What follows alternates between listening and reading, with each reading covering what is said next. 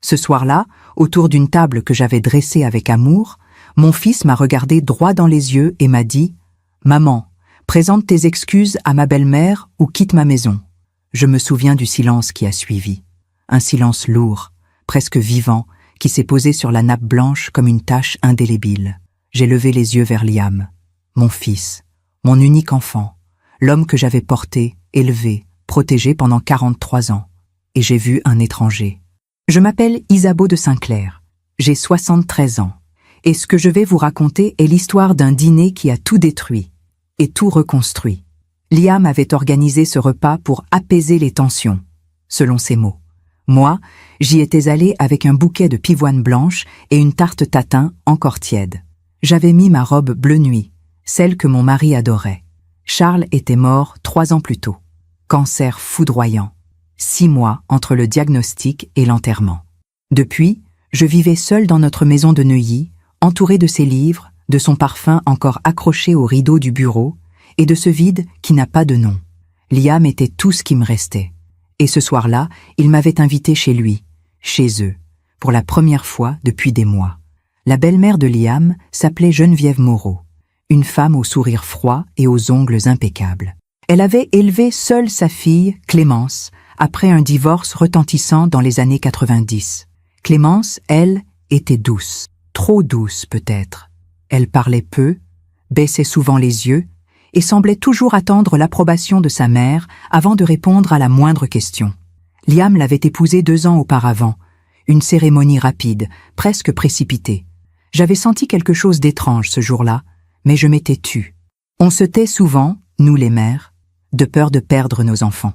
Ce soir-là, autour de la table, Geneviève parlait. Beaucoup. Elle racontait un voyage en Toscane, critiquait le vin que Liam avait choisi, corrigeait Clémence sur des détails sans importance.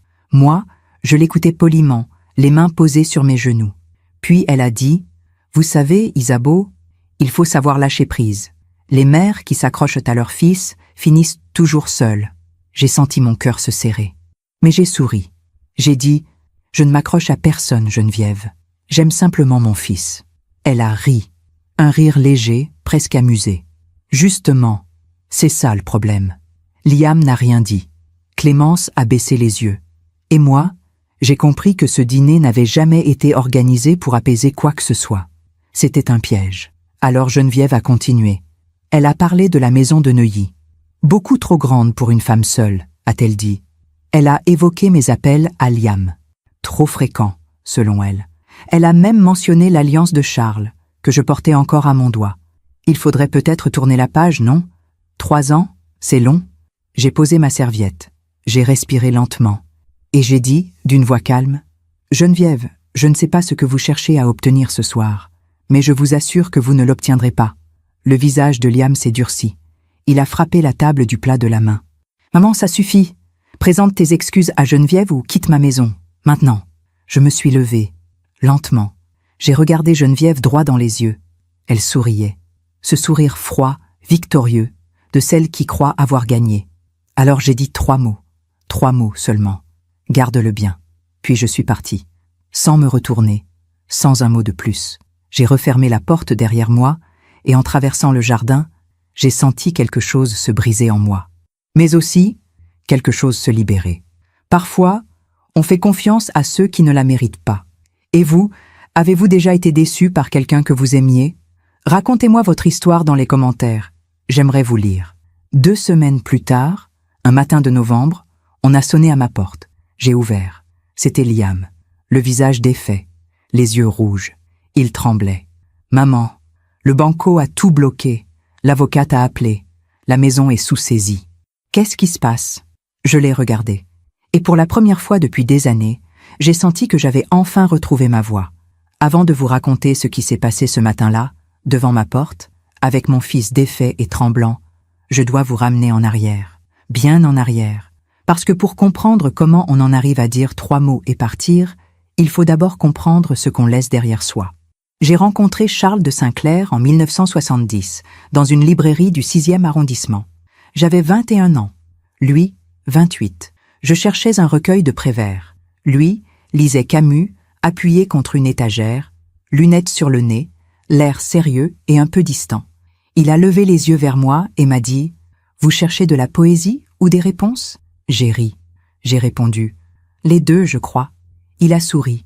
Et ce sourire, je m'en souviens encore aujourd'hui. Comme si quelque chose dans l'univers venait de se mettre en place. Nous nous sommes mariés 2 ans plus tard, en juin 1972, dans une petite église de Provence où sa famille avait une bastide. Il pleuvait ce jour-là. Une pluie fine, presque poétique. Ma mère disait que la pluie le jour du mariage portait bonheur. Elle avait raison. Charles était architecte, pas un architecte ordinaire. Il dessinait des bâtiments avec la même rigueur qu'un poète choisit ses mots. Chaque ligne avait un sens, chaque espace, une respiration. Il me disait souvent « Un lieu doit raconter une histoire, Isabeau. Sinon, ce n'est qu'un tas de pierres. » Nous avons acheté la maison de Neuilly en 1975. Une demeure bourgeoise du début du siècle, avec un jardin clos de murs, un magnolia centenaire et des volets bleu pâle. Charles a tout restauré lui-même. Les moulures, les parquets, les cheminées en marbre. Il passait des heures dans son bureau, penché sur des plans, un crayon derrière l'oreille, une tasse de café froid à portée de main. Moi, je m'occupais du jardin. Je plantais des roses, des hortensias, des pivoines blanches, ses préférées. Le soir, nous dînions sur la terrasse, sous le magnolia, et il me racontait ses projets, ses rêves, ses doutes aussi. Nous parlions de tout, de politique, de littérature, de la vie. Nous nous disputions rarement. Et quand cela arrivait, c'était toujours avec respect. Charles disait « On ne crie pas sur ceux qu'on aime, on leur parle ». Liam est né en 1982, un matin de mars sous un ciel gris perle. Je me souviens de Charles tenant ce petit être dans ses bras, les larmes aux yeux, murmurant « Il a tes yeux, Isabeau ». Ce n'était pas vrai. Liam avait les yeux de son père, noisettes, avec des reflets dorés. Mais Charles voulait me faire plaisir. C'était un homme comme ça. Liam a grandi dans cette maison, dans ce jardin, entre les livres de son père et mes rosiers. Il était curieux, sensible, un peu solitaire aussi.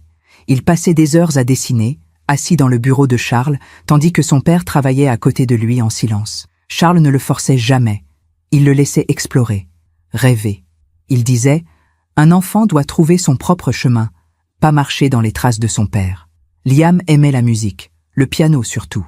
À 12 ans, il a commencé à prendre des cours. Chaque soir, après le dîner, il s'installait devant le vieux piano droit du salon et jouait. Chopin, Debussy, Satie. Charles et moi nous asseyions dans le canapé, en silence, et nous l'écoutions. Ces moments-là, je ne sais pas comment les décrire. C'était comme si le temps s'arrêtait, comme si tout ce qui comptait vraiment se trouvait dans cette pièce, dans ces notes, dans ce silence partagé. Mais il y avait aussi des tensions, petites, discrètes, comme des fissures invisibles dans un mur. Liam admirait son père, énormément, peut-être trop. Charles avait une présence imposante, une autorité naturelle, pas tyrannique, jamais. Mais il était difficile de se sentir à la hauteur à côté de lui. Un jour, Liam avait 16 ans, il a dit à son père « Je ne veux pas devenir architecte, je veux faire de la finance ». Charles a levé les yeux de son journal. Il a regardé Liam longuement. Puis il a dit, calmement, « Alors fais de la finance. Mais fais-le bien, fais-le avec intégrité. » Liam a baissé les yeux. Je crois qu'il s'attendait à une bataille, à une déception. Mais Charles ne fonctionnait pas comme ça. Il respectait les choix de son fils, même ceux qu'il ne comprenait pas. Les années ont passé. Liam est entré à HEC, puis il a travaillé dans une banque d'affaires. Il gagnait bien sa vie, très bien même. Mais quelque chose avait changé en lui. Il était devenu plus distant, plus sec, moins présent. Il venait déjeuner le dimanche, mais il regardait son téléphone pendant le repas. Il posait des questions polies, mais n'écoutait pas vraiment les réponses. Charles s'en inquiétait. Il me disait, le soir dans notre chambre, « J'ai l'impression de perdre mon fils, Isabeau ». Je le rassurais. Je lui disais que c'était normal, que Liam construisait sa vie, que nous devions lui faire confiance. Mais au fond, moi aussi, je sentais ce vide se creuser. Puis Charles est tombé malade. C'était en 2018. Un automne pluvieux. Il s'est plaint de douleurs abdominales, de fatigue, de nausées. On a fait des examens. Cancer du pancréas. Stade 4. Le médecin nous a dit, avec une douceur terrible, 6 mois, 1 an, au mieux. Charles a hoché la tête. Il m'a pris la main. Et il a dit « Alors, on va en profiter ». Ces 6 mois ont été les plus intenses de ma vie. Charles a arrêté de travailler. Il a vendu son cabinet. Il a mis de l'ordre dans ses affaires. Mais surtout, il a vécu. Nous avons voyagé, pas loin, juste en Normandie, en Bretagne, dans les Alpes. Nous avons marché sur les plages, regardé les couchers de soleil, parlé pendant des heures. Liam venait nous voir, plus souvent qu'avant, mais il était mal à l'aise. Je le sentais. Il ne savait pas quoi dire à son père, comment être présent face à la mort. Charles, lui, était serein.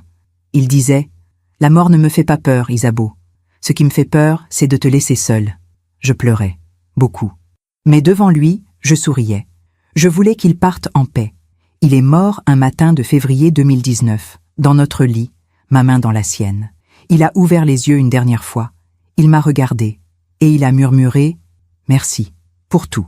Puis il est parti, doucement, comme on s'endort. L'enterrement a eu lieu à Neuilly, sous une pluie fine. Liam était là, habillé de noir, le visage fermé. Il a prononcé quelques mots devant l'assemblée, des mots justes mais froids. Après la cérémonie, il m'a prise dans ses bras, brièvement. Puis il est reparti. Et pendant des mois, je suis restée seule dans cette grande maison, entourée des livres de Charles, de son parfum, de ses dessins. Je portais son alliance autour de mon cou, accrochée à une fine chaîne en or. Je la touchais souvent, comme pour me rappeler que tout cela avait été réel, que cet amour avait existé. Pendant que je raconte tout cela, je me demande d'où vous m'écoutez. Écrivez le nom de votre ville en commentaire. 1 an plus tard, Liam m'a annoncé qu'il se mariait, avec Clémence. Je ne la connaissais pas. Je l'avais rencontrée une seule fois, lors d'un déjeuner rapide. Elle semblait gentille, discrète, effacée. Mais ce qui m'a frappée ce jour-là, c'était la présence de Geneviève, sa mère. Elle parlait à la place de Clémence, décidait pour elle, répondait avant elle. Et Liam souriait, comme si tout cela était normal. Le mariage a été organisé en 6 semaines. Pas de grande cérémonie, juste une mairie et un déjeuner dans un restaurant chic. Geneviève a tout supervisé, le menu, les fleurs, les invitations. Moi, j'étais spectatrice. Le soir, en rentrant chez moi, j'ai ouvert le tiroir du bureau de Charles. J'ai sorti une vieille photo de Liam enfant, assis sur les genoux de son père, souriant.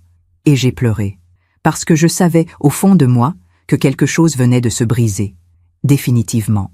Après le mariage de Liam, j'ai essayé de me convaincre que tout irait bien, que mon fils était heureux, que Clémence était une bonne personne, que je devais simplement accepter cette nouvelle réalité et trouver ma place dans leur vie. Mais les choses ne se sont pas passées comme ça. Pas du tout. Les premiers mois, Liam m'appelait encore. Pas souvent. 1 fois par semaine, peut-être. Des conversations courtes, superficielles. « Ça va, maman ? » ?»« Oui, mon chéri. Et toi ? » ?»« Bien. »« Le travail est intense. Je t'embrasse. » Puis il raccrochait. Je restais là, le téléphone à la main, avec ce sentiment étrange d'avoir parlé à un inconnu poli. J'ai commencé à les inviter à déjeuner le dimanche, comme avant, comme nous le faisions avec Charles. La première fois, Liam est venu seul. Clémence était fatiguée, selon lui. La deuxième fois, ils sont venus ensemble. Mais Clémence parlait à peine. Elle répondait par monosyllabes, les yeux baissés, comme si elle attendait une permission pour exister. La troisième fois, ils ont annulé. Geneviève a organisé un déjeuner chez elle. Et c'est devenu un schéma. Chaque fois que j'invitais Liam, il y avait une excuse, un empêchement, un autre engagement. Souvent, avec Geneviève, je ne comprenais pas. Pourquoi cette femme occupait-elle autant de place dans la vie de mon fils? Pourquoi Liam, qui avait toujours été indépendant, semblait désormais tourner autour d'elle comme un satellite? Un jour, j'ai posé la question. Nous étions au téléphone. Liam venait encore d'annuler un déjeuner. J'ai dit, aussi calmement que possible, « Mon chéri, j'ai l'impression que tu passes plus de temps avec Geneviève qu'avec moi. » Il y a eu un silence. Puis il a répondu, sur un ton légèrement irrité, « Maman, Geneviève est seule. Elle a besoin de nous.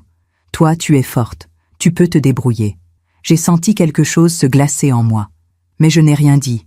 J'ai juste murmuré, « Bien sûr, je comprends. » Et j'ai raccroché. Ce soir-là, j'ai ouvert le tiroir du bureau de Charles. Je le faisais souvent, depuis sa mort. C'était devenu un rituel, une façon de me sentir moins seule. À l'intérieur, il y avait ses carnets de notes, ses crayons, ses lunettes. et une enveloppe Kraft, épaisse, fermée avec du scotch. Sur l'enveloppe, il avait écrit, de sa belle écriture fine, « À ouvrir en cas de nécessité. » Pour Isabeau. Je l'avais déjà vue, des dizaines de fois, mais je ne l'avais jamais ouverte, parce que Charles m'avait dit, quelques semaines avant sa mort, « Ce qui est dans cette enveloppe, Isabeau, c'est une protection, une assurance. J'espère que tu n'auras jamais à t'en servir. Mais si un jour tu en as besoin, tu sauras. » Je ne comprenais pas vraiment ce qu'il voulait dire, mais ce soir-là, en tenant cette enveloppe dans mes mains, j'ai senti un frisson me traverser, comme un pressentiment. Les semaines ont passé. Liam s'éloignait de plus en plus. Il ne répondait plus toujours à mes appels. Parfois, je tombais directement sur le répondeur. Je laissais des messages, courts, légers. « Bonjour mon chéri, c'est maman. Juste pour prendre de tes nouvelles. Rappelle-moi quand tu peux. Je t'embrasse. » Mais il ne rappelait pas toujours. Et quand il le faisait, c'était expédié, pressé. « Désolée maman, beaucoup de boulot. On se voit bientôt, promis. » Un jour, j'ai croisé une ancienne amie de la famille, Madeleine, au marché de Neuilly. Elle m'a prise dans ses bras et m'a dit, avec cette franchise brutale qu'ont parfois les gens de notre génération, « Isabeau, tu as l'air épuisé. Tu vas bien ?» J'ai souri. Ce sourire automatique qu'on met quand on veut rassurer les autres. « Oui, oui.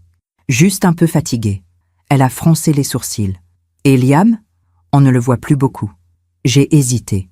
Puis j'ai dit, en pesant chaque mot, « Il est très occupé. Il a sa vie maintenant. C'est normal. » Madeleine m'a regardé droit dans les yeux. Et elle a dit, avec une douceur terrible, « Isabeau, ne te laisse pas oublier. » Je n'ai pas répondu. Mais cette phrase m'a hanté pendant des jours. Puis, il y a eu cet appel, un soir de novembre. Il devait être 20 heures. Mon téléphone a sonné. C'était Liam. J'ai décroché, le cœur battant. Il appelait rarement le soir. « Allô, Liam ? » « Oui, maman. Écoute, je voulais te prévenir. Clémence et moi, on a acheté une maison. » J'ai souri. Ça, c'était une bonne nouvelle. « Oh, c'est merveilleux, mon chéri. Où ça ? » « À Levallois. Pas très loin de chez toi. » Mon cœur s'est réchauffé. Pas très loin. Ça voulait dire que je pourrais les voir plus souvent. Passer les voir. Peut-être partager des dimanches à nouveau. C'est une excellente nouvelle, Liam. Je suis si heureuse pour vous. Il y a eu un silence. Puis il a ajouté, d'une voix plus froide, « Geneviève va habiter avec nous, dans l'aile ouest de la maison. Elle a besoin d'être entourée. » J'ai senti mon sourire se figer. « Geneviève va vivre avec vous ? » « Oui, c'est important pour Clémence.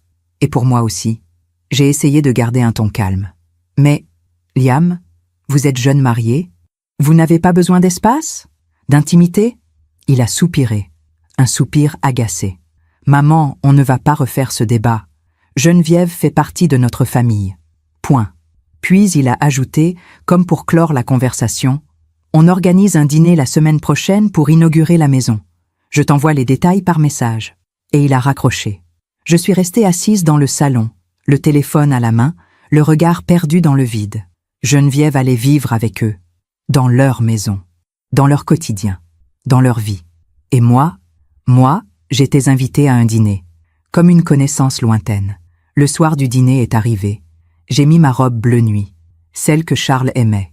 J'ai pris un bouquet de pivoine blanche et une tarte tatin, encore tiède.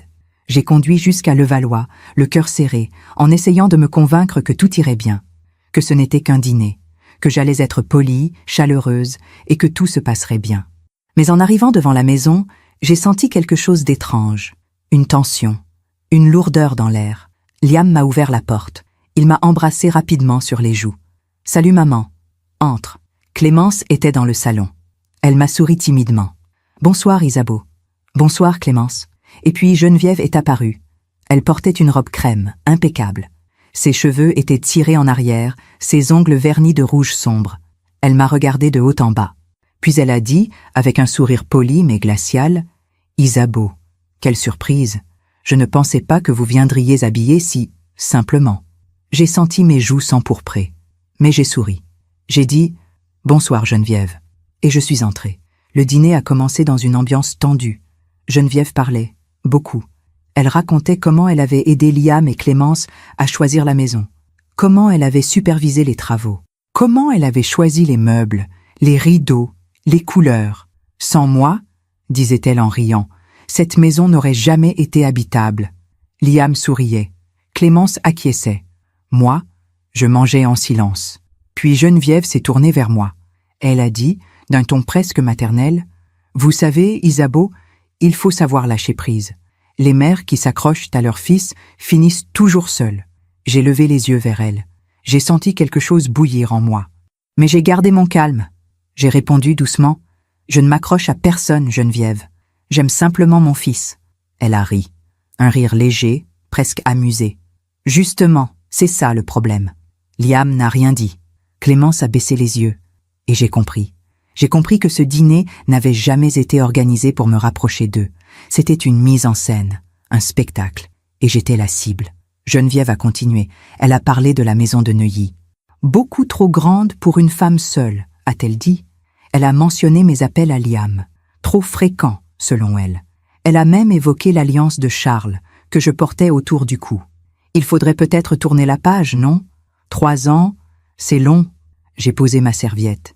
J'ai respiré profondément. Et j'ai dit, d'une voix calme mais ferme, « Geneviève, je ne sais pas ce que vous cherchez à obtenir ce soir, mais je vous assure que vous ne l'obtiendrez pas. » Le visage de Liam s'est durci. Il a frappé la table du plat de la main. « Maman, ça suffit. Présente tes excuses à Geneviève, ou quitte ma maison, maintenant. » Le silence s'est abattu sur la table. Clémence avait les larmes aux yeux. Geneviève souriait, ce sourire froid, victorieux. Et moi, je me suis levée, lentement. J'ai regardé mon fils, cet homme que j'avais porté, élevé, aimé. Et j'ai vu un étranger. Alors j'ai tourné mon regard vers Geneviève. Elle me fixait, triomphante. Et j'ai dit, d'une voix claire, « Garde-le bien. » Puis je suis partie. En traversant le jardin sous la pluie fine qui commençait à tomber, j'ai touché l'alliance de Charles, accrochée à mon cou. Et j'ai senti une étrange sensation, comme si quelque chose venait de se briser, mais aussi comme si quelque chose venait de commencer. Je suis rentrée chez moi ce soir-là sous une pluie battante. Mes mains tremblaient tellement que j'ai eu du mal à ouvrir la porte. Une fois à l'intérieur, je me suis appuyée contre le mur du vestibule et j'ai fermé les yeux. Le silence de la maison m'a enveloppée. Ce silence familier, lourd, vivant. J'ai enlevé mes chaussures. Ma robe était trempée. Mes cheveux collaient à mon visage. Mais je ne pleurais pas. Pas encore. Je suis montée dans ma chambre. J'ai enfilé une robe de chambre. Et je me suis assise devant la fenêtre qui donnait sur le jardin. Le magnolia centenaire se balançait sous le vent. Et j'ai pensé à Charles, à ce qu'il aurait dit, à ce qu'il aurait fait. Les jours qui ont suivi ont été étranges. J'attendais un appel de Liam, des excuses, une explication. Mais rien, pas un message, pas un mot. Le silence absolu. Au début, je me suis dit que c'était normal, qu'il avait besoin de temps, que j'avais peut-être été trop dure en partant comme ça. Alors j'ai fait ce que font beaucoup de mères. J'ai cherché des excuses à mon fils. Il est sous pression. Geneviève doit le manipuler. Clémence est fragile. Il ne veut pas créer de conflit. Je me répétais ces phrases comme une litanie, parce qu'accepter la vérité, que mon fils m'avait humilié devant cette femme, qu'il m'avait chassé de sa maison, c'était trop douloureux. Une semaine après le dîner, j'ai craqué. J'ai appelé Liam. Ça a sonné longtemps, très longtemps. Puis il a décroché. « Allô ?» Sa voix était froide, distante. J'ai pris une grande inspiration. « Liam, c'est maman. » Je sais. Un silence. J'ai continué, d'une voix que je voulais douce, conciliante. « Mon chéri, je voulais qu'on parle de ce qui s'est passé l'autre soir. » Il a soupiré. Un soupir agacé. « Il n'y a rien à dire, maman. Tu as été désagréable avec Geneviève. Tu es partie sans t'excuser. C'est tout. » J'ai senti mon cœur se serrer. « Liam, c'est elle qui m'a provoqué. Tu étais là. Tu as entendu ce qu'elle a dit. Maman, arrête. Geneviève était polie. C'est toi qui as tout pris de travers. » J'ai fermé les yeux. « Mon chéri, Il m'a coupé. « Écoute, je n'ai pas le temps pour ça. Si tu veux qu'on se revoie, tu sais ce que tu as à faire. Présente tes excuses à Geneviève. Sinon, eh bien, je pense qu'il vaut mieux qu'on prenne un peu de distance. » J'ai senti mes jambes se dérober sous moi. De la distance? Oui, pour le bien de tout le monde. Et il a raccroché. Je suis restée assise dans le salon, le téléphone à la main, incapable de bouger. Mon fils venait de me dire qu'il valait mieux prendre de la distance, comme si j'étais un problème, une nuisance, quelque chose dont il fallait se débarrasser. Cette nuit-là, je n'ai pas dormi. J'ai erré dans la maison, de pièce en pièce. Je suis passée devant la chambre de Liam, celle qu'il occupait quand il était enfant. Elle était restée presque intacte, ses livres, ses dessins, son vieux piano. Je me suis assise sur le lit, et là, enfin, j'ai pleuré. Pas des larmes douces, non, des sanglots violents, profonds, comme si quelque chose se déchirait en moi. Pendant que je raconte tout cela, je me demande d'où vous m'écoutez. Écrivez le nom de votre ville en commentaire. Les semaines ont passé. Novembre est devenu décembre. Les rues se sont illuminées pour les fêtes. Les vitrines brillaient. Les gens souriaient.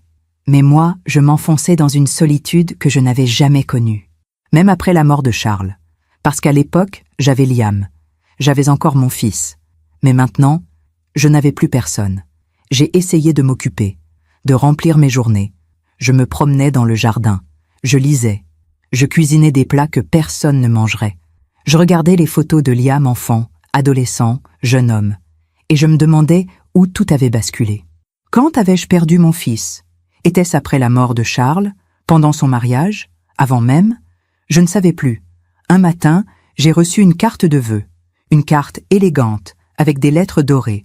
À l'intérieur, il y avait écrit « Joyeuse fête, Liam, Clémence et Geneviève ». Pas « maman », pas « nous pensons à toi », juste nos 3 noms, comme sur une carte professionnelle. J'ai posé la carte sur la table de la cuisine, et je l'ai regardée pendant des heures. Le soir du réveillon, je suis restée seule. J'ai allumé un feu dans la cheminée. J'ai mis une nappe blanche. J'ai sorti la belle vaisselle, et j'ai dressé 2 couverts. Un pour moi, un pour Charles. Je sais que ça peut paraître étrange, peut-être même un peu fou, mais j'avais besoin de sentir sa présence, de lui parler. Alors j'ai servi du vin dans son verre, j'ai mis du pain dans son assiette, et je lui ai parlé. Charles, je ne sais plus quoi faire. Ma voix tremblait. Notre fils, je ne le reconnais plus. Il me traite comme une étrangère, comme si j'étais un poids, une gêne. J'ai touché l'alliance autour de mon cou. Tu m'as dit un jour que si j'avais besoin de cette enveloppe, je le saurais. Eh bien, je crois que ce moment est arrivé. Après le dîner, je suis montée dans le bureau de Charles. J'ai ouvert le tiroir. J'ai sorti l'enveloppe Kraft. Et cette fois, je l'ai ouverte. À l'intérieur, il y avait plusieurs documents.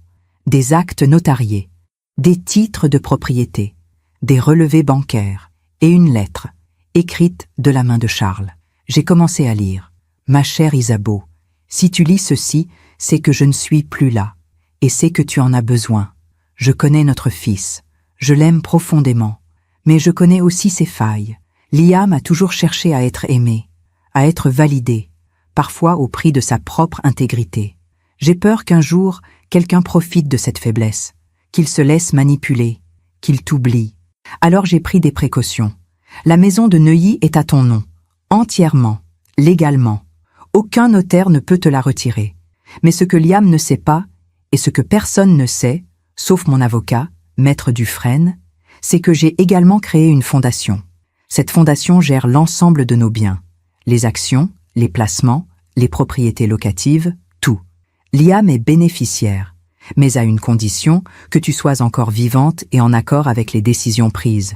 Si un jour tu sens que Liam s'éloigne de toi de manière irréversible, si tu sens qu'il te trahit ou qu'il agit sous l'influence de personnes malveillantes, tu peux activer une clause. Cette clause gèle tous les biens pendant une période déterminée, et elle te donne le contrôle total. Je ne te demande pas de l'utiliser par vengeance, Isabeau, jamais. Ce n'est pas qui tu es. Mais si un jour notre fils perd de vue ce qui compte vraiment, l'amour, la famille, le respect, alors peut-être que cette épreuve lui permettra de se retrouver. Maître Dufresne a toutes les instructions. Il suffit de l'appeler. Je t'aime, Isabeau, et je te fais confiance. Charles, j'ai relu la lettre 3 fois, les mains tremblantes, le cœur battant. Charles avait tout prévu. Il savait. Il avait vu quelque chose en Liam que moi, je refusais de voir. Une fragilité, une faiblesse. Et il avait voulu me protéger. Mais je ne voulais pas utiliser cette clause. Pas encore. Parce que geler les biens de mon fils, c'était cruel. C'était violent. Et moi, je n'étais pas comme ça. Alors j'ai rangé la lettre. J'ai remis les documents dans l'enveloppe et je me suis dit, je vais attendre. Je vais lui laisser une chance. Il va revenir. Il va comprendre. Janvier est arrivé. Puis février. Toujours rien. Pas un appel, pas un message. Liam m'avait effacé de sa vie. Un jour, début mars, j'ai croisé Madeleine au marché. Elle m'a serré dans ses bras. « Isabeau, tu as maigri. Tu vas bien ?» J'ai hoché la tête. Ce mensonge automatique. « Oui, oui, tout va bien. » Elle m'a regardé dans les yeux. « Tu n'as pas à être forte tout le temps, tu sais ?» Ces mots m'ont transpercée, parce que c'était exactement ce que Liam m'avait dit. « Toi, tu es forte. Tu peux te débrouiller. » Comme si ma force m'empêchait d'avoir besoin d'amour, de présence. Ce soir-là, j'ai pris le téléphone. J'ai composé le numéro de Liam. Ça a sonné, longtemps. Puis, messagerie. J'ai laissé un message. « Liam, c'est maman. Je voulais juste te dire que je pense à toi, que je t'aime, et que, quoi qu'il se passe, je serai toujours là. Rappelle-moi, s'il te plaît. » J'ai raccroché. Et j'ai attendu. 1 jour, 2 jours, 1 semaine. Rien. C'est à ce moment-là que j'ai compris. Liam ne reviendrait pas. Pas tant que Geneviève serait là. Pas tant qu'il serait sous son emprise. Il avait fait son choix. Et ce choix, ce n'était pas moi. Alors j'ai ouvert à nouveau l'enveloppe. J'ai relu la lettre de Charles. Et j'ai appelé Maître Dufresne. « Maître, c'est Isabeau de Saint-Clair. Madame de Saint-Clair, comment allez-vous ? J'ai besoin de vous parler. De la fondation. » Il y a eu un silence. Puis il a dit, d'une voix douce, « Je vous attendais. » J'ai rencontré Maître Dufresne 3 jours plus tard, dans son cabinet du 8e arrondissement. Un immeuble haussmannien, aux murs recouverts de lambris sombres, aux fenêtres donnant sur une cour intérieure silencieuse. C'était le genre d'endroit où l'on parle à voix basse, même quand on est seul. Maître Dufresne avait 65 ans, des cheveux gris impeccablement coiffés, des lunettes cerclées d'or, une voix posée. Il m'a accueilli avec une courtoisie discrète. « Madame de Saint-Clair, je suis heureux de vous revoir, même si les circonstances sont délicates. » Je me suis assise dans le fauteuil en cuir face à son bureau. J'ai posé mon sac. Mes mains tremblaient légèrement. « Maître, j'ai lu la lettre de Charles. J'ai vu les documents. Mais je ne suis pas sûre de bien comprendre. » Il a hoché la tête. « Je vais vous expliquer. » Il a ouvert un dossier épais, rempli de documents annotés. « Votre mari, Monsieur de Saint-Clair, était un homme prévoyant, extrêmement prévoyant. Il a sorti une première feuille. Après son diagnostic, il est venu me voir. Il m'a dit « Je vais mourir, Dufresne, et je veux m'assurer qu'Isabeau sera protégée, quoi qu'il arrive. » J'ai senti ma gorge se serrer. Maître Dufresne a continué. « Nous avons donc créé une fondation privée, la Fondation Charles de Saint-Clair. » Il a tourné une page. « Cette fondation détient l'ensemble du patrimoine familial, à l'exception de la maison de Neuilly qui est à votre nom exclusif. » J'ai acquiescé. Ça, je le savais. Le patrimoine comprend plusieurs propriétés locatives à Paris et en province, un portefeuille d'actions diversifiées, des placements financiers et, il a marqué une pause, et la maison de Levallois. J'ai froncé les sourcils. La maison de Levallois ? Mais c'est Liam qui l'a achetée. Maître Dufresne a secoué la tête doucement. Non, madame. Techniquement, c'est la fondation qui l'a achetée. J'ai écarquillé les yeux. Comment est-ce possible ? Il a retiré ses lunettes, les a nettoyées avec un chiffon. Puis, il m'a regardé. Votre mari a anticipé beaucoup de choses, Madame de Saint-Clair, y compris le fait que votre fils pourrait un jour s'éloigner de vous. Il a continué. Monsieur de Saint-Clair savait que Liam travaillait dans la finance, qu'il gagnait bien sa vie, mais il savait aussi que les revenus de Liam n'étaient pas suffisants pour acquérir une maison de cette valeur. J'ai repensé à la maison de Levallois, grande, élégante, coûteuse. Alors, il a créé un mécanisme, un prêt interne. La fondation a avancé les fonds nécessaires à l'achat de la maison. Officiellement, Liam est propriétaire, mais en réalité, la maison est garantie par la fondation. J'ai senti mon cœur battre plus fort. Et qu'est-ce que cela signifie concrètement ? Maître Dufresne a remis ses lunettes. Cela signifie que si vous activez la clause de protection, tous les biens liés à la fondation sont gelés, y compris la maison de Levallois. J'ai fermé les yeux. Charles. Il avait tout prévu, jusqu'au moindre détail. Mais pourquoi avoir fait ça ? Pourquoi ne pas simplement laisser l'héritage à Liam ? Maître Dufresne a soupiré. Parce que votre mari vous aimait, madame, et parce qu'il ne voulait pas que vous soyez oubliée. Il a marqué une pause. Il m'a dit « Liam est mon fils. Je l'aime profondément, mais il a une faiblesse. Il cherche l'approbation des autres.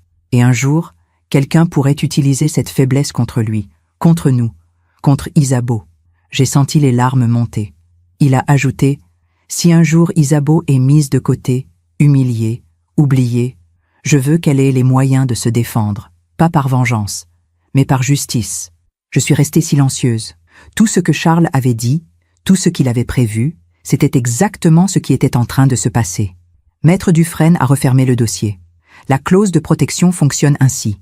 Si vous l'activez, tous les comptes liés à la fondation sont gelés. Liam ne peut plus accéder aux revenus des placements. Les propriétés locatives restent sous gestion, mais les loyers sont bloqués. Et surtout, il a levé les yeux vers moi. La maison de Levallois fait l'objet d'une saisie conservatoire. J'ai écarquillé les yeux. Une saisie? Oui. Tant que la clause est active, la maison ne peut être ni vendue ni hypothéquée. Et si les remboursements du prêt interne ne sont pas honorés, la fondation peut demander une pénora. Je me suis levée. J'ai marché jusqu'à la fenêtre. En bas, dans la cour, un chat traversait lentement les pavés mouillés. « Maître, combien de temps dure cette clause ?»« Aussi longtemps que vous le décidez. C'est vous qui avez le contrôle. » Je me suis retournée. « Et Liam, il sait ?» Maître Dufresne a secoué la tête. « Non, votre mari ne voulait pas l'inquiéter. Il pensait que cette clause ne serait jamais nécessaire. Il a marqué une pause. Mais il m'a dit, si Isabeau l'active, c'est qu'elle n'a plus le choix. Je suis rentrée chez moi ce jour-là avec un poids énorme sur les épaules. J'avais entre les mains un pouvoir immense, le pouvoir de tout bloquer, de tout geler, de faire comprendre à Liam qu'on ne traite pas sa mère comme une inconnue. Mais je ne voulais pas l'utiliser, pas encore, parce que je continuais à espérer, à croire que Liam reviendrait de lui-même. Les semaines ont passé. Mars, avril, mai. Toujours rien. Liam ne m'appelait plus, ne répondait plus à mes messages. Un jour, j'ai croisé une voisine, Madame Laroche. Elle m'a dit, avec un sourire gêné, « J'ai vu votre fils l'autre jour, au marché, avec sa femme et sa belle-mère. Ils avaient un l'air très proche. » J'ai souri poliment. « Oui, très proche. » Puis, je suis rentrée chez moi, et j'ai pleuré. Un soir de juin, j'ai reçu un message, de Liam. Mon cœur a bondi. J'ai ouvert le message. Il disait « Maman, Clémence est enceinte. On attend un bébé pour janvier. On te tiendra au courant. » C'est tout. Pas de « je t'embrasse ». Pas de « on aimerait te voir ». Juste une annonce, froide, distante, comme si j'étais une relation professionnelle. J'ai relu le message plusieurs fois. Un bébé. J'allais devenir grand-mère. Et mon fils me l'annonçait, par SMS. J'ai répondu « Mon chéri, c'est une merveilleuse nouvelle. Je suis si heureuse pour vous. J'aimerais beaucoup vous voir. Peut-être déjeuner ensemble? Quand tu veux. Je t'embrasse. » J'ai envoyé le message. Et j'ai attendu. 1 jour, 2 jours, 1 semaine. Pas de réponse. Alors j'ai appelé. Ça a sonné. Longtemps. Puis il a décroché. « Allô? Liam, c'est maman. Je voulais te dire à quel point je suis heureuse pour toi. Pour vous. » Un silence. « Merci. Mon chéri, j'aimerais vraiment qu'on se voie. Qu'on parle. Ça fait des mois qu'on... » Il m'a coupé. « Maman, écoute, on est très occupés en ce moment. Clémence est fatiguée. Geneviève nous aide beaucoup. Ce n'est pas le moment. » J'ai senti mon cœur se briser. « Liam, je suis ta mère. Ce bébé sera mon petit enfant. Tu ne peux pas me tenir à l'écart comme ça. » Il a soupiré. « On verra. Plus tard. » Et il a raccroché. Cette nuit-là, je n'ai pas dormi. J'ai pensé à Charles, à ce qu'il m'avait dit dans sa lettre. Si un jour tu sens que Liam te trahit, tu peux activer la clause. Était-ce de la trahison? Ou était-ce simplement de l'indifférence? Je ne savais plus. Le lendemain matin, j'ai reçu un appel, d'un numéro inconnu. J'ai décroché. « Allô ?» Une voix féminine, douce, hésitante. « Madame de Saint-Clair ?»« Oui. Qui est à l'appareil ?»« C'est Clémence. » Mon cœur s'est arrêté. « Clémence ?» ?»« Oui. Je voulais vous parler. En privé. Sans que Liam ou ma mère le sache. » J'ai serré le téléphone. « Bien sûr, dis-moi. » Elle a pris une grande inspiration. « Je voulais vous dire que je suis désolée. Pour tout. Pour le dîner. Pour la façon dont les choses se sont passées. » J'ai senti les larmes monter. Clémence, ma mère, elle contrôle tout. Elle décide de tout. Et Liam, il ne voit rien. Ou il ne veut rien voir. Sa voix tremblait. Je me sens prisonnière. Dans ma propre maison. Dans ma propre vie. J'ai fermé les yeux. Clémence, pourquoi tu me dis tout ça? Elle a sanglot. Parce que j'ai peur. Peur que ce bébé grandisse dans cette ambiance. Peur que ma mère fasse la même chose avec lui qu'elle a fait avec moi. J'ai senti quelque chose se durcir en moi. Qu'est-ce qu'elle t'a fait, Clémence? Un long silence. Puis elle a murmuré, elle m'a volé ma vie. Nous avons parlé pendant 1 heure. Clémence m'a raconté son enfance. Sa mère omniprésente, contrôlante, manipulatrice. Elle choisissait mes vêtements, mes amis, mes études. Et ton père? Il est parti quand j'avais 8 ans. Ma mère dit qu'il nous a abandonnés. Mais je crois qu'il a fui. Elle a marqué une pause. Quand j'ai rencontré Liam, j'ai cru que j'allais enfin être libre. Mais ma mère, elle s'est installée entre nous. Doucement, progressivement, et maintenant, elle a éclaté en sanglots. Maintenant, je ne sais plus qui je suis. J'ai écouté, sans l'interrompre. Puis j'ai dit doucement, « Clémence, tu n'es pas seule. Tu entends? Tu n'es pas seule. » Elle a reniflé. « Merci, Isabeau, merci. Mais pourquoi tu ne dis rien à Liam ?» Un silence. Puis elle a murmuré. « Parce qu'il ne me croirait pas. Il pense que ma mère nous aide, qu'elle nous protège. » Elle a pris une grande inspiration. Et je ne veux pas perdre mon mari. Après avoir raccroché, je suis restée assise dans le salon, le téléphone à la main. Clémence était prisonnière. Liam était aveuglé. Et Geneviève tirait toutes les ficelles. Je me demande encore si j'ai fait le bon choix. Et vous? Qu'auriez-vous fait à ma place? Ce soir-là, j'ai ouvert à nouveau l'enveloppe de Charles. J'ai relu sa lettre et j'ai pris ma décision. Le lendemain matin, j'ai appelé Maître Dufresne. « Maître, c'est Isabeau de Saint-Clair. Madame, je veux activer la clause. » Un silence. Puis il a dit d'une voix calme. « Très bien, je m'en occupe immédiatement. » L'activation de la clause a pris 3 jours. 3 jours pendant lesquels Maître Dufresne a contacté les banques, les notaires, les gestionnaires de patrimoine. 3 jours pendant lesquels j'ai à peine dormi. Je tournais en rond dans la maison.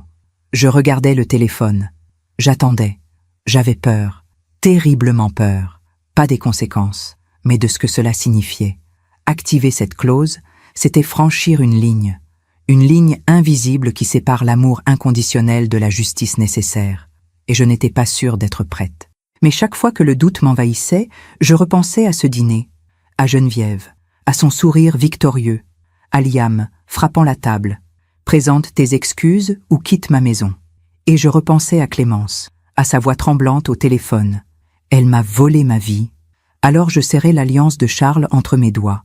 Et je me disais, je ne fais pas ça par vengeance, je le fais par nécessité. Le 3e jour, Maître Dufresne m'a appelé. « Madame de Saint-Clair, c'est fait. La clause est active. » J'ai fermé les yeux. Qu'est-ce que cela signifie concrètement? Tous les comptes bancaires liés à la fondation sont gelés, les revenus des propriétés locatives sont bloqués, et la maison de Levallois, il a marqué une pause, fait l'objet d'une saisie conservatoire. J'ai senti mon cœur battre plus fort. Combien de temps avant que Liam ne s'en rende compte? Cela dépend. S'il essaie d'accéder au fonds ou s'il reçoit un courrier de la banque? Quelques jours, 1 semaine, au maximum. J'ai respiré profondément. « Merci, maître. Madame », sa voix était douce, presque paternelle, « vous avez pris la bonne décision. Votre mari serait fier de vous. » J'ai raccroché, et je me suis assise dans le salon. La maison était silencieuse, trop silencieuse.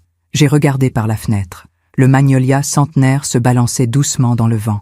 Et j'ai pensé à Charles. « Tu avais raison », ai-je murmuré. « Tu avais raison sur tout. » Les jours suivants ont été étranges.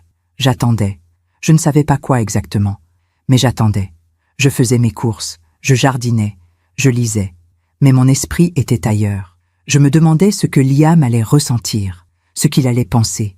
Allait-il comprendre? Allait-il se réveiller? Ou allait-il me haïr encore davantage? Le 5e jour après l'activation, un matin de juillet, on a sonné à ma porte. Il était 9 heures. J'ai ouvert. C'était Liam. Il était méconnaissable, le visage défait, les yeux cernés, les cheveux en désordre. Il portait un jean et un pull froissé. Pas de veste, pas de cravate. Il tremblait. « Maman !» Sa voix était brisée. « Qu'est-ce qui se passe ?» Je suis restée sur le seuil, calme, silencieuse. Je le regardais. Cet homme que j'avais porté, élevé, aimé. Cet homme qui m'avait chassée de sa maison. Entre Liam. Il est entré, comme un automate. Je l'ai conduit dans le salon. Je lui ai fait signe de s'asseoir. Il s'est effondré dans le canapé. Maman, le banco a tout bloqué. Tous les comptes, tous les placements. Il levait les yeux vers moi, suppliant. L'avocat a appelé. Il dit que la maison est sous saisie conservatoire, qu'on ne peut plus rien faire, qu'on ne peut ni vendre ni emprunter. Il passait ses mains dans ses cheveux. Je ne comprends pas. Je ne comprends rien. On n'a rien fait de mal. On a payé toutes nos factures. Il s'est arrêté. Il m'a regardé. Et j'ai vu dans ses yeux le moment exact où il a compris. C'est toi. Je n'ai pas répondu tout de suite. Je me suis assise dans le fauteuil en face de lui. J'ai croisé les mains sur mes genoux. Et j'ai dit, d'une voix calme, « Oui, c'est moi. » Le silence s'est abattu sur le salon. Liam me fixait, incrédule. Comment c'est possible? Ton père. Il a écarquillé les yeux. Papa? Oui. Avant de mourir, il a créé une fondation. Une fondation qui gère l'ensemble du patrimoine familial. J'ai marqué une pause. Y compris la maison de Levallois. Liam a secoué la tête. Non. Non, c'est impossible. La maison, c'est moi qui l'ai achetée. Avec mon argent. J'ai souri. Un sourire triste. Tu crois vraiment que tes revenus suffisaient pour acheter une maison de cette valeur? Il a ouvert la bouche. Puis l'a refermée. La fondation t'a prêté les fonds, Liam. Ton père voulait t'aider, mais il voulait aussi me protéger. Il s'est levé brusquement. Me protéger de quoi? Sa voix montait. De toi, Liam. De tes choix. De ton aveuglement. Il a reculé comme si je l'avais giflé. Mon aveuglement? J'ai hoché la tête. Oui, ton aveuglement face à Geneviève. Il a ri. Un rire amer. Ah, on y vient? Geneviève. Bien sûr, tu ne la supportes pas. Tu ne l'as jamais supportée. Je me suis levée à mon tour. Ce n'est pas une question de supporter ou pas, Liam. C'est une question de lucidité. J'ai fait un pas vers lui. Cette femme a pris le contrôle de ta vie, de ton mariage, de ta maison. C'est faux. Vraiment? J'ai soutenu son regard. Dis-moi, Liam, depuis quand est-ce que tu ne prends plus une seule décision sans l'avis de Geneviève? Il a détourné les yeux. Elle nous aide. Elle vous manipule. Ma voix était ferme, sans colère, juste factuelle. Elle a éloigné Clémence de ses amis. Elle a éloigné Clémence de sa propre vie. Et maintenant, elle t'éloigne de moi. Liam a serré les poings. Tu ne comprends rien. Geneviève a été là quand je n'étais pas là. C'est ça que tu allais dire. J'ai avancé encore d'un pas. Liam, j'ai toujours été là. Toujours. Même après la mort de ton père. Même quand tu ne répondais plus à mes appels. Même quand tu m'as annoncé la grossesse de Clémence. Par SMS. Il a baissé la tête. Tu m'as chassé de ta maison, Liam. Devant cette femme. Tu m'as humilié. Ma voix tremblait légèrement. Tu m'as demandé de présenter mes excuses. Pourquoi? Pour avoir défendu ma dignité? Il a relevé les yeux. Il y avait des larmes dedans. Je pensais que tu comprendrais. Que tu ferais un effort. Pour moi. Pour nous. J'ai secoué la tête. Un effort? Liam, j'ai passé des mois à essayer de te joindre. À t'appeler. À te laisser des messages. J'ai attendu. J'ai espéré. J'ai touché l'alliance autour de mon cou. Mais toi, tu m'as effacé. Comme si je n'existais plus. Il s'est effondré sur le canapé. Il pleurait. Doucement. Qu'est-ce que tu veux que je fasse, maman? J'ai respiré profondément. Je veux que tu ouvres les yeux. Je veux que tu vois ce que Geneviève est en train de faire. À toi, à Clémence, à votre couple. J'ai marqué une pause. Et je veux que tu comprennes que l'amour d'une mère n'est pas une option. Ce n'est pas quelque chose qu'on met de côté quand ça arrange. Il a relevé la tête. Et la maison? Les comptes? Tu vas tout bloquer combien de temps? J'ai soutenu son regard. Aussi longtemps que nécessaire. Mais on a un bébé qui arrive. Clémence est enceinte. On a besoin de cet argent. Alors tu sais ce que tu as à faire. Il m'a regardé, incrédule. Quoi? Virer Geneviève? C'est ça que tu veux? Je ne te demande pas de la virer, Liam. Je te demande de reprendre ta vie en main, de retrouver ton intégrité. J'ai fait un pas vers la porte. Et surtout, je te demande de te rappeler qui tu es, le fils de Charles de Saint-Clair. Un homme qui respectait les autres. Un homme qui ne laissait personne humilier ceux qu'il aimait. Liam est resté silencieux. Puis il s'est levé, lentement. Il s'est dirigé vers la porte. Avant de sortir, il s'est retourné. Papa, il savait? Il savait quoi? Que j'allais te faire du mal. J'ai senti les larmes monter. Non, Liam, Il espérait que tu ne le ferais jamais, mais il voulait me protéger, au cas où. Il a hoché la tête, puis il est parti. Je suis restée debout dans le vestibule, longtemps après son départ. J'ai entendu sa voiture démarrer, s'éloigner, puis le silence est revenu. J'ai touché l'alliance autour de mon cou, et j'ai murmuré « Charles, j'espère que j'ai fait ce qu'il fallait. » Ce soir-là, j'ai reçu un message de Clémence. « Isabeau, Liam est rentré bouleversé. Il m'a tout raconté. Ma mère est furieuse. Elle dit que vous êtes une femme cruelle.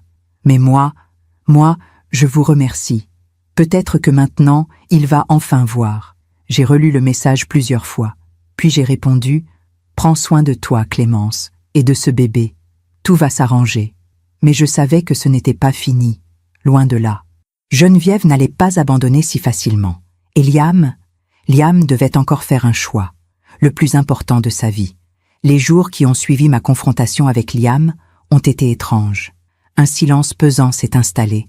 Pas un appel, pas un message, rien. Je savais qu'il était en train de digérer ce que je lui avais dit, qu'il devait parler à Clémence, peut-être même à Geneviève, mais je ne savais pas ce qui se tramait derrière les murs de cette maison de Levallois. Une semaine après la visite de Liam, j'ai reçu un appel, de Maître Dufresne. « Madame de Saint-Clair, j'ai reçu un courrier, de l'avocat de votre fils. » Mon cœur s'est serré. « Un courrier ? » ?»« Oui, il conteste la saisie. Il demande une levée immédiate de la clause. » J'ai fermé les yeux. « Sur quel motif ? » ?»« Ils prétendent que la Fondation n'a pas le droit de bloquer les biens d'un héritier direct, que votre mari n'avait pas le droit de créer ce mécanisme sans l'accord de Liam. » J'ai senti une colère sourde monter en moi. « Et c'est vrai ?»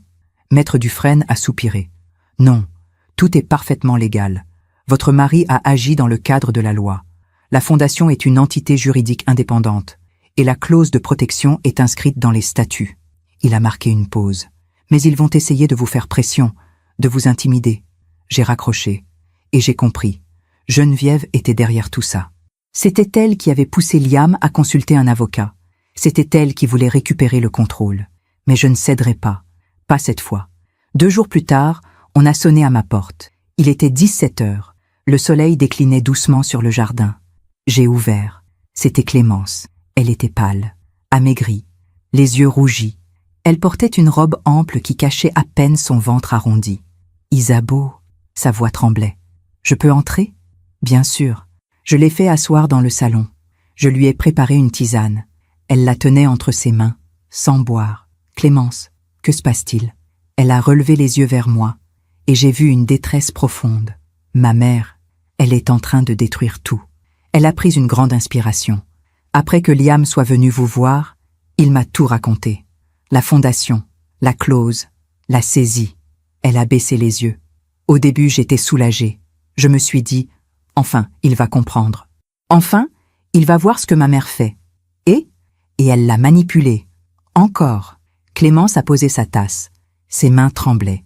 Elle lui a dit que vous étiez jalouse, que vous ne supportiez pas qu'il ait refait sa vie, qu'il fonde une famille. J'ai senti mon cœur se serrer.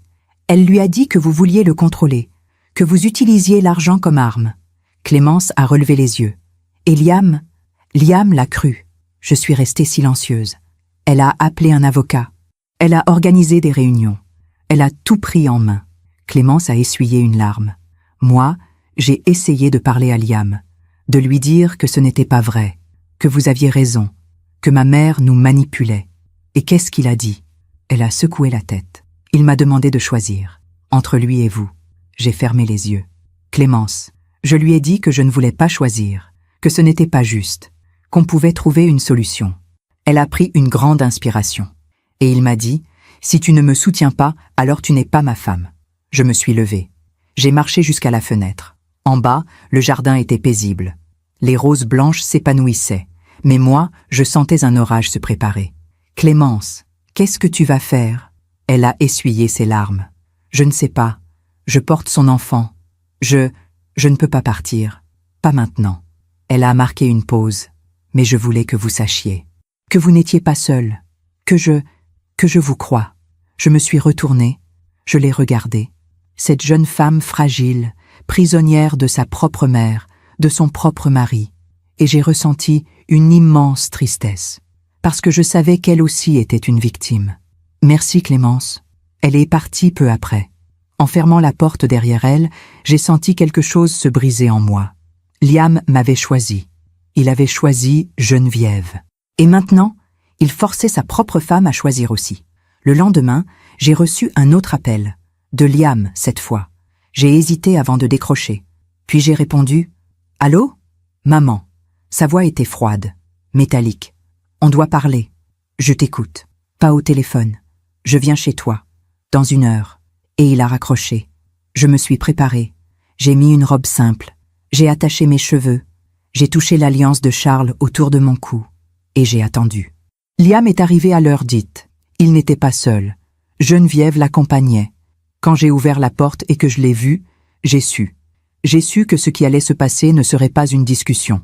Ce serait une guerre. « Bonjour, Isabeau. » La voix de Geneviève était suave, presque chaleureuse.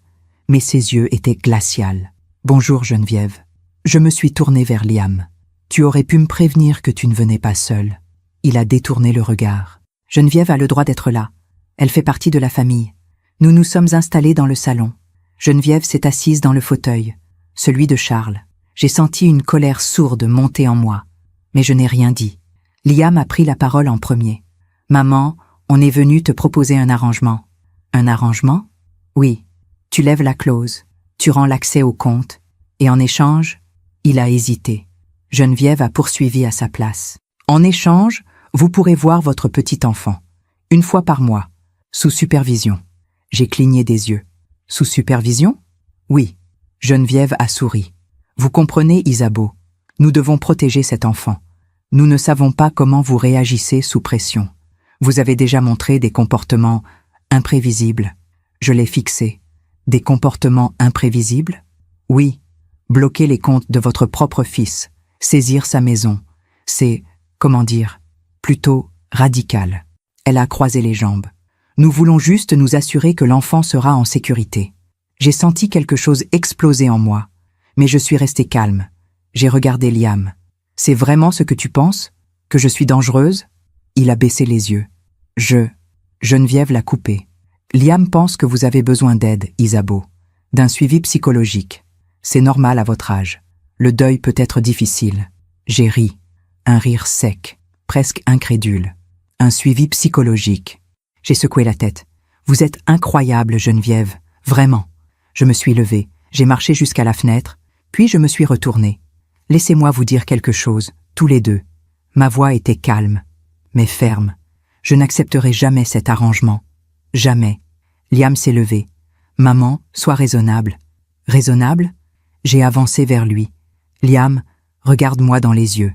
Regarde-moi. » Il a levé les yeux, avec difficulté. « Cette femme est en train de détruire ta vie, ta famille, ton mariage. Ce n'est pas vrai.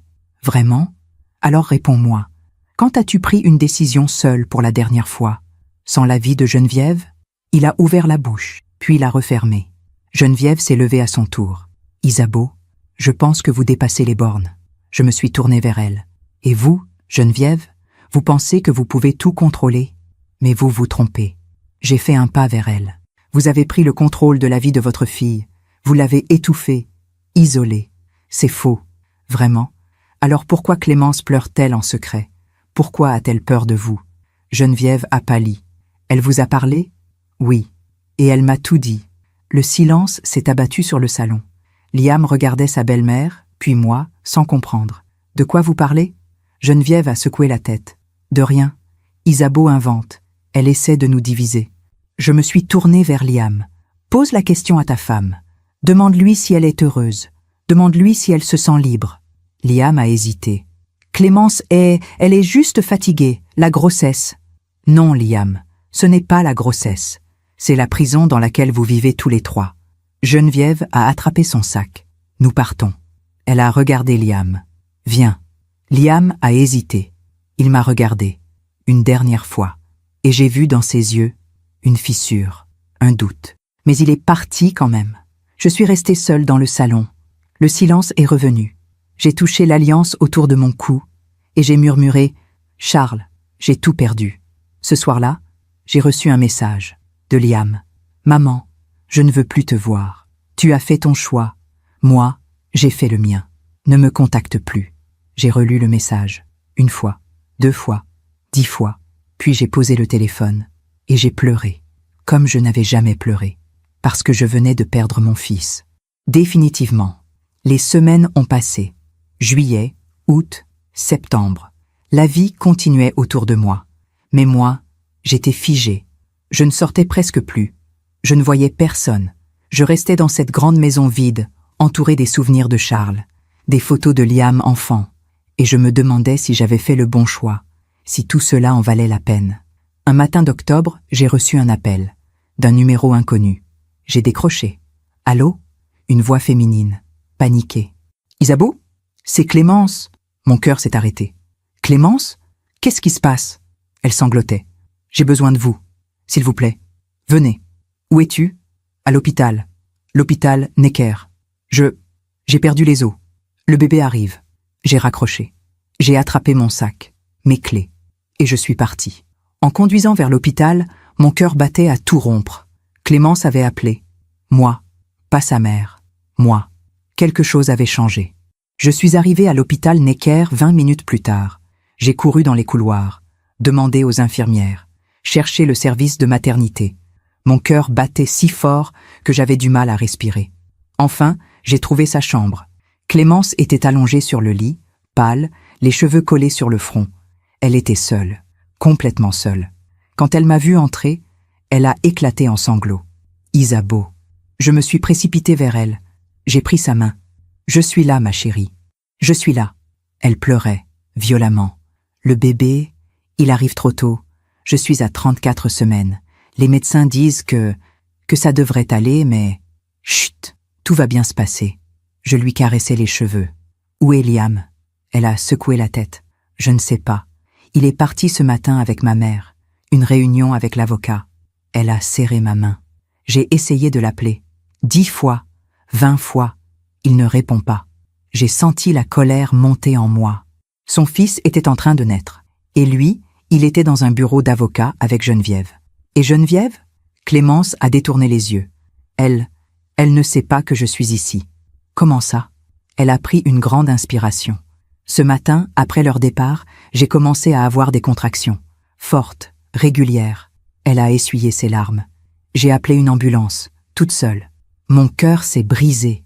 Cette jeune femme, enceinte de 8 mois, avait appelé une ambulance, seule. Sans son mari, sans sa mère. Clémence? Pourquoi tu ne m'as pas appelé plus tôt? Elle a relevé les yeux vers moi. Parce que Liam m'avait interdit de vous contacter. Il disait que vous étiez toxique, que vous vouliez nous détruire. Elle a secoué la tête. Mais quand j'ai été dans l'ambulance, seule, terrifiée, je me suis dit, qui est vraiment toxique? Celle qui m'a chassée ou celle qui n'est même pas là quand j'ai besoin d'elle? J'ai serré sa main. Tu as bien fait de m'appeler. Une infirmière est entrée. Madame, nous allons vous emmener en salle de travail. Les contractions s'intensifient. Clémence a paniqué. Non, attendez. Mon mari, il doit être là. L'infirmière a souri gentiment. On va essayer de le joindre. Mais en attendant, votre mère est là. Elle peut vous accompagner. Clémence a regardé vers moi. Puis elle a dit, d'une voix claire, « Ce n'est pas ma mère. Mais oui, je veux qu'elle reste avec moi. » On m'a donné une blouse, des surchaussures, et je suis entrée dans cette salle de travail avec Clémence. Moi, pas Liam, pas Geneviève, moi. Les heures qui ont suivi ont été intenses. Clémence souffrait, criait, pleurait. Je lui tenais la main, je lui parlais doucement. « Tu es forte, tu vas y arriver. » Elle serrait ma main à me broyer les os. « J'ai peur, Isabeau. Je sais, mais tu n'es pas seule. Je suis là. » À un moment, elle m'a regardée, les yeux pleins de larmes. Vous savez, ma vraie mère est partie quand j'avais 3 ans. J'ai écarquillé les yeux. Quoi? Elle a hoché la tête. Geneviève, ce n'est pas ma mère biologique, c'est ma belle-mère. J'ai senti un frisson me parcourir. Clémence. Mon père s'est remarié avec elle quand j'avais 4 ans. Ma vraie mère, elle est partie aux États-Unis. Elle voulait refaire sa vie. Sans moi. Elle a fermé les yeux. Geneviève m'a élevée, mais pas comme une fille, comme une possession. Tout s'est éclairé. Geneviève n'était pas sa mère, mais elle s'était approprié ce rôle. Elle avait pris le contrôle de cette petite fille abandonnée, et elle avait passé des années à la modeler, à la soumettre. Et ton père? Clémence a ouvert les yeux. Il est mort, il y a 10 ans. Cancer. Elle a marqué une pause. Après sa mort, je me suis retrouvée seule avec elle. Complètement seule. J'ai compris alors pourquoi Clémence était si fragile, si effacée. Elle n'avait jamais eu de véritable mère, jamais eu de protection, jamais eu d'amour inconditionnel, juste le contrôle, la manipulation. Clémence, tu n'es plus seule. Tu m'entends? Elle a hoché la tête, et elle a serré ma main encore plus fort. Après 6 heures de travail, le bébé est né. Un petit garçon. 2 kg 800. Petit, mais en bonne santé. Il a poussé un cri. Fort, clair. Et Clémence a éclaté en sanglots. L'infirmière a posé le bébé sur sa poitrine. Clémence le regardait, émerveillée, les larmes coulant sur ses joues. Il est là. Il est vraiment là. Elle a levé les yeux vers moi. Merci, Isabeau. Merci d'avoir été là. J'ai essuyé mes propres larmes. C'est moi qui te remercie. 1 heure plus tard, Clémence dormait. Le bébé était dans une couveuse, surveillé par les infirmières. Je me suis assise dans le couloir, épuisée, vidée, mais aussi apaisée, parce que j'avais fait ce qu'il fallait. J'avais été là. C'est à ce moment-là que j'ai vu Liam. Il courait dans le couloir, le visage défait, paniqué. Derrière lui, Geneviève marchait rapidement, le visage fermé. Liam m'a vu.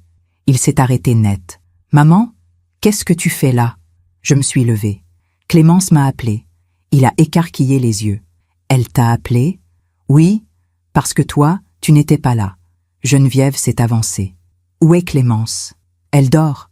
Et le bébé ?»« Il va bien. » Liam a reculé, comme sous le choc. « Le bébé est né ?»« Oui, un petit garçon. » Il a porté ses mains à son visage. « Mon Dieu, j'ai raté la naissance de mon fils. » Sa voix se brisait. Geneviève a posé une main sur son épaule. « Ce n'est pas ta faute, Liam. Tu ne pouvais pas savoir. » Je l'ai regardé droit dans les yeux. Si, il aurait pu savoir, s'il avait répondu au téléphone. Liam a levé les yeux vers moi. « Elle m'a appelé 20 fois. » Il a sorti son téléphone, l'a regardé. Puis, il a pâli. 20 appels manqués. 10 messages. Tous de Clémence. Il a regardé Geneviève. « Tu m'avais dit de mettre mon téléphone en silencieux. Pour la réunion. » Geneviève a haussé les épaules. C'était important. L'avocat devait... Ma femme accouchait. Sa voix montait. Mon fils naissait. Et toi, tu m'as dit de couper mon téléphone. Geneviève a reculé. Liam, calme-toi. Non, il a crié. Les infirmières ont tourné la tête. Non, je ne me calme pas. J'ai raté la naissance de mon fils à cause de toi. Il s'est tourné vers moi. Et j'ai vu dans ses yeux quelque chose que je n'avais pas vu depuis des mois. De la lucidité. Maman, tu étais là, pendant l'accouchement? J'ai hoché la tête. Oui, Clémence m'a demandé de rester. Il a fermé les yeux. Merci. Ce mot, si simple, si puissant. Il m'a transpercé. Geneviève a essayé de reprendre le contrôle. Bon, maintenant que tu es rassurée, allons voir Clémence et le bébé. Mais Liam a secoué la tête. Non, pas toi. Elle a écarquillé les yeux. Pardon? J'ai dit, pas toi. Le silence s'est abattu sur le couloir. Geneviève le regardait, incrédule. Liam, qu'est-ce que tu racontes? Je raconte que tu en as assez fait. Il a pris une grande inspiration. Rentre chez toi, Geneviève. Elle a ri. Un rire nerveux. Chez moi? Liam, j'habite chez toi. Plus maintenant. Geneviève a pâli. Tu ne peux pas me faire ça. Clémence a besoin de moi. Le bébé a besoin de ses parents. Pas de toi. Il a fait un pas vers elle. Et Clémence a besoin de respirer. Geneviève s'est tournée vers moi, le regard noir. C'est vous qui avez monté mon fils contre moi. Je l'ai regardé calmement. Non, Geneviève, c'est vous qui vous êtes montée toute seule. Elle a attrapé son sac, le visage déformé par la rage. Vous allez le regretter, tous les deux. Puis elle est partie. Ses talons claquèrent sur le sol, secs, violents. Liam était resté là, immobile. Puis il s'est effondré sur une chaise. Il pleurait. « Maman, j'ai tout gâché. Tout. » Je me suis assise à côté de lui. J'ai posé ma main sur la sienne. « Non, Liam, tu n'as rien gâché. Tu viens juste d'ouvrir les yeux. » Il a relevé la tête. « Comment tu fais pour être encore là? Après tout ce que je t'ai dit, tout ce que je t'ai fait. » J'ai souri. Un sourire triste. « Parce que je suis ta mère. Il a serré ma main. Je suis désolée, tellement désolée. Je sais. Nous sommes restés assis là, en silence, pendant de longues minutes. Puis Liam a murmuré « Papa, il savait, n'est-ce pas ?» J'ai hoché la tête. Oui, il savait. Et la clause, c'était pour me protéger, pour nous protéger tous les deux. Il a fermé les yeux. Je veux lever la clause, maman. Je veux tout arrêter. J'ai touché l'alliance autour de mon cou. Alors parle à maître Dufresne, explique-lui. Et toi, tu me pardonnes? J'ai regardé mon fils. Cet homme brisé, repentant. Il n'y a rien à pardonner, Liam. Tu es mon fils, et je t'aime. Le lendemain, nous sommes allés voir Clémence ensemble. Elle tenait le bébé dans ses bras. Quand elle a vu Liam, elle a souri, faiblement. Tu es là. Il s'est approché, à genoux devant le lit. Je suis désolée. Je suis tellement désolée. Elle lui a tendu le bébé. Liam l'a pris dans ses bras, et il a pleuré. Il est parfait. Clémence a regardé vers moi. Merci, Isabeau, pour tout. Je me suis approchée. J'ai embrassé le front du bébé. Comment allez-vous l'appeler? Liam et Clémence se sont regardés. Puis Liam a dit, d'une voix douce, « Charles, on va l'appeler Charles. » J'ai senti les larmes monter. Charles, le nom de son grand-père. Il aurait été si fier. Ce soir-là, en rentrant chez moi, j'ai ouvert le tiroir du bureau de Charles. J'ai sorti la lettre. Je l'ai relue, puis j'ai murmuré « Tu avais raison, mon amour. Surtout. » Et pour la première fois depuis des mois, j'ai senti quelque chose se détendre en moi. La douleur était encore là, la tristesse aussi. Mais il y avait autre chose, un espoir, fragile, ténu, mais réel. Les semaines qui ont suivi la naissance de petit Charles ont été comme un printemps après un hiver interminable. Liam venait me voir, souvent. Il apportait le bébé. Clémence venait aussi.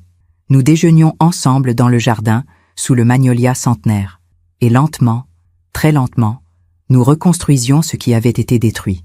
Mais je savais que Geneviève n'allait pas disparaître si facilement. Une femme comme elle ne lâche jamais prise sans combattre. Et j'avais raison. 3 semaines après l'accouchement, Liam a reçu un courrier de l'avocat de Geneviève. Elle le poursuivait en justice. Pour expulsion abusive, elle réclamait des dommages et intérêts, une compensation financière et le droit de voir son petit-fils. Liam était assis dans mon salon, le courrier à la main, le visage livide. Elle me poursuit. Ma propre belle-mère me poursuit. Clémence était à côté de lui, le bébé endormi dans ses bras. Je le savais. Je savais qu'elle ferait ça. J'ai pris le courrier, je l'ai lu attentivement. Geneviève prétendait qu'elle avait investi dans la maison, qu'elle avait contribué financièrement, qu'elle avait des droits. C'est vrai? Ai-je demandé. Liam a secoué la tête. Non, elle n'a jamais donné un centime, mais elle a gardé tous les reçus des courses qu'elle faisait, tous les achats pour la maison. Elle prétend que c'était des investissements. J'ai posé le courrier. Maître Dufresne va s'en occuper. Mais maman, et si elle gagne? Et si le juge lui donne raison? J'ai souri, doucement. Elle ne gagnera pas. J'avais raison. Maître Dufresne a étudié le dossier. Il a convoqué Geneviève. Il a exigé les preuves de ses prétendus investissements. Et il a découvert quelque chose que Geneviève avait soigneusement caché. Un après-midi, Maître Dufresne m'a appelé. « Madame de Saint-Clair, j'ai des informations intéressantes. Je vous écoute. » Geneviève Moreau a un historique compliqué. Il a marqué une pause. Elle a déjà fait la même chose, avec son premier mari. Mon cœur s'est accéléré. Qu'est-ce que vous voulez dire? Le père de Clémence. Après leur divorce, elle l'a poursuivi en justice. Elle a réclamé la maison, la garde exclusive, une pension alimentaire exorbitante. Et il a tout perdu. Tout. J'ai fermé les yeux. Il est mort il y a 10 ans, n'est-ce pas? Oui, mais ce que Clémence ne sait pas, c'est qu'il s'est suicidé. Le silence s'est abattu sur la ligne. Quoi? Il s'est pendu. Dans son appartement. 6 mois après avoir tout perdu. Maître Dufresne a soupiré. Geneviève a tout pris. La maison, l'argent, la fille. Et lui, il n'a pas supporté. J'ai senti une colère froide monter en moi. Clémence sait? Non. Geneviève lui a dit qu'il était mort d'un cancer. J'ai raccroché. Et j'ai su ce que je devais faire. J'ai appelé Clémence. « Clémence, j'ai besoin de te voir, seule. »« Isabeau, qu'est-ce qui se passe? S'il te plaît, c'est important. » Elle est venue le lendemain, sans Liam, sans le bébé. Nous nous sommes installés dans le salon. Je lui ai servi du thé.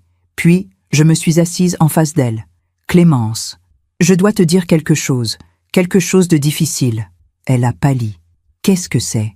Je lui ai tout raconté.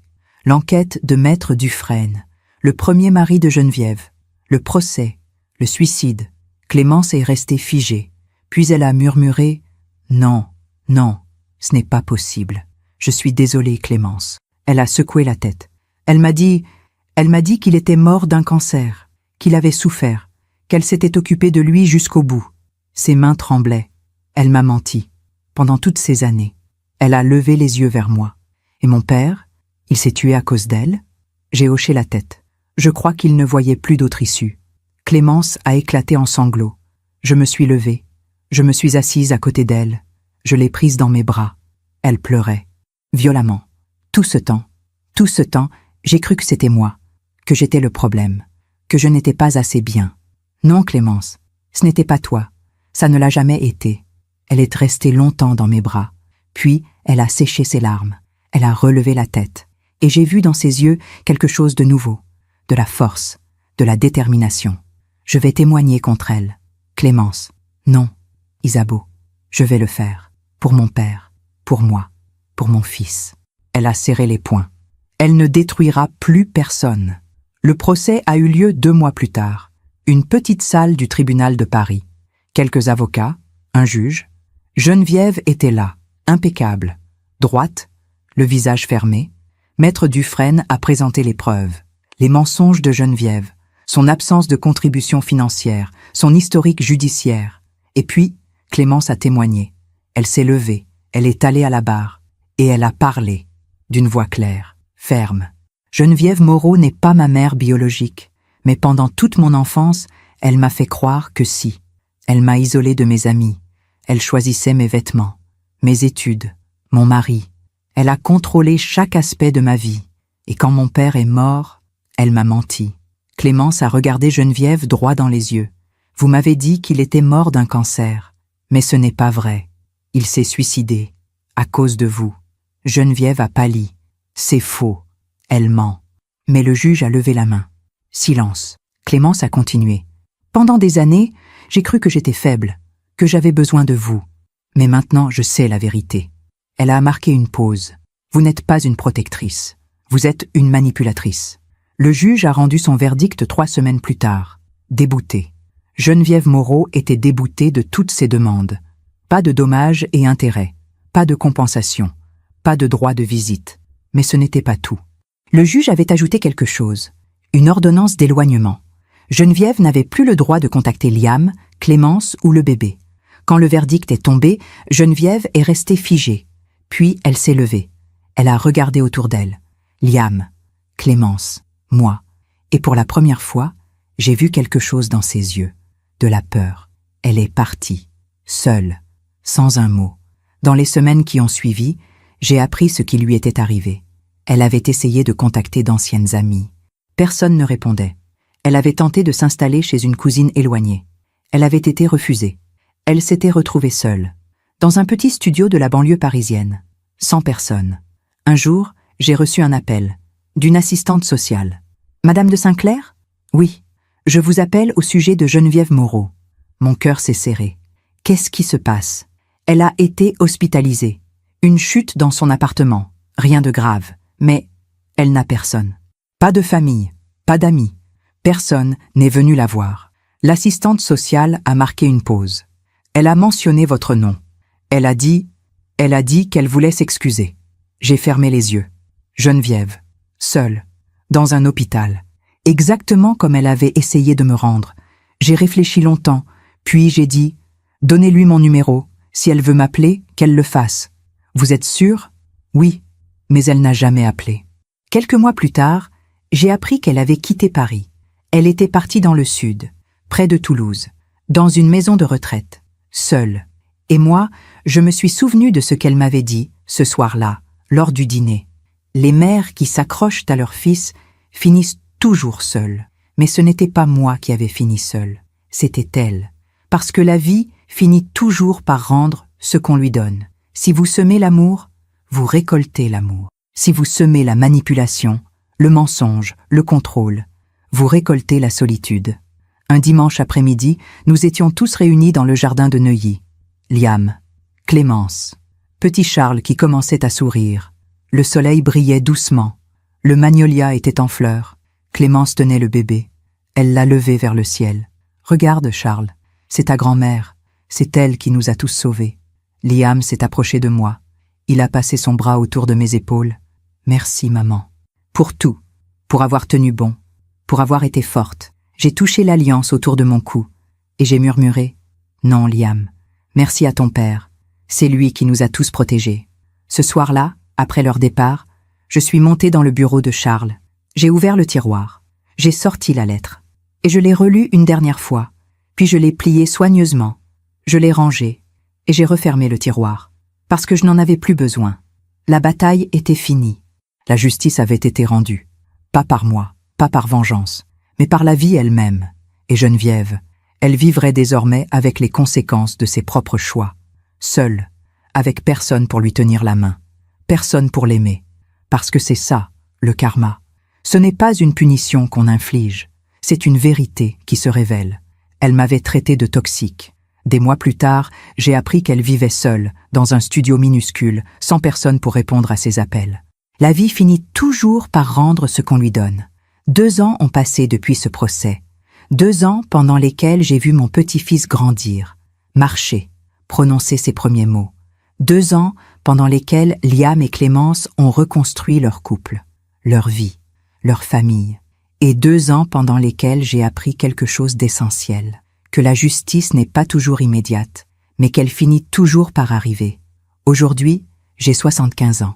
Je suis assise dans mon jardin, sous le magnolia centenaire qui a vu tant de saisons passer. Les pivoines blanches sont en fleurs, comme chaque printemps, et je regarde petit Charles jouer dans l'herbe. Il court, il rit, il est libre. Clémence est assise à côté de moi. Elle tricote une petite écharpe. « Isabeau, je peux vous poser une question ?»« Bien sûr. » Elle a levé les yeux vers moi. « Est-ce que vous regrettez d'avoir activé la clause, d'avoir tout bloqué ?» J'ai réfléchi. Longuement. Puis j'ai dit « Non, je ne regrette rien. » Elle a hoché la tête. Moi non plus. Elle a marqué une pause. Vous savez, parfois je pense à ma mère. Enfin, à Geneviève. Et qu'est-ce que tu penses? Elle a regardé le jardin. Je pense qu'elle était malheureuse, profondément malheureuse, et qu'elle a essayé de combler ce vide en contrôlant les autres. J'ai touché l'alliance autour de mon cou. Tu as sûrement raison. Mais ça n'excuse rien. Non. Ça n'excuse rien. Clémence a souri. Tristement. L'assistante sociale m'a appelée la semaine dernière. Ah oui? Oui.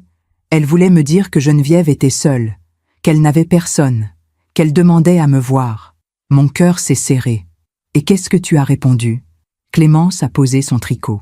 J'ai dit non. Elle a regardé son fils. Je ne peux pas. Pas maintenant. Peut-être jamais. Elle a essuyé une larme. Je sais que ça peut paraître cruel. Mais j'ai besoin de protéger mon fils, ma famille, moi-même. J'ai pris sa main. Ce n'est pas cruel, Clémence, c'est de la sagesse. Vous croyez? Oui, parce que parfois, aimer quelqu'un, c'est aussi savoir dire non, savoir poser des limites. Elle a serré ma main. Merci, pour tout, pour m'avoir montré ce qu'était une vraie mère. J'ai souri.